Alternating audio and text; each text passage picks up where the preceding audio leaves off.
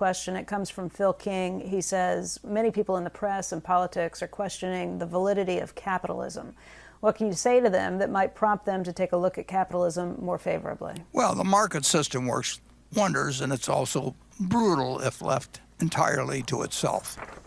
And we wouldn't be the country we are if the market system hadn't been allowed to function. And to some extent, you can say that other countries around the world have improved their way of life dramatically, to some extent have copied us. So the market system is marvelous in many respects, but it needs government.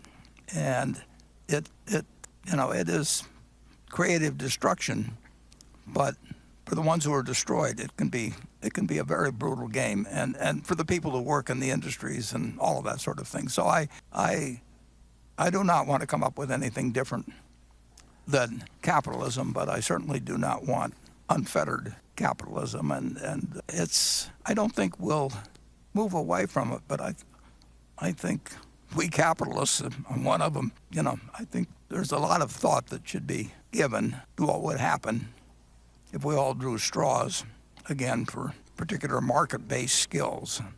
It's somewhere way back, somebody invented television. I don't know who it was, and then they invented cable, then they invented pay systems and all of that. And so a fellow that could bat .406 in 1941 was worth $20,000 a year, and now a marginal big leaguer, will make vastly greater sums because, in effect, the stadium size was increased from 30 or 40 or 50,000 people to the country. And the market system, capitalism, took over. And it's very uneven.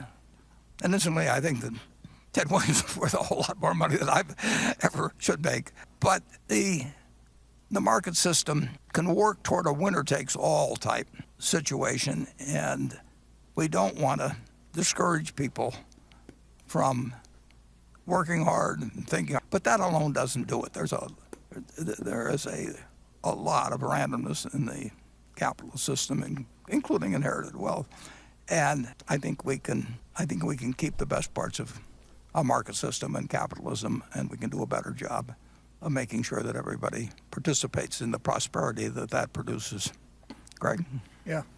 No, I think it's always keeping the best parts of it. And I even think if we look at the current environment we're in, i.e. in the pandemic, and we have to do it only when we can do it properly and reemerge. But in some ways, the best opportunity for people is when we're back working, clearly, and that the system's functioning again. But that's the obvious. And then there's, as Warren, you've highlighted, there's a lot of imperfections, but it's still it's definitely the best model out there that just needs some fine tuning. And Becky, at the end, I would just Warren, I would just say that oh, sure. Can I just slip in one more quick question?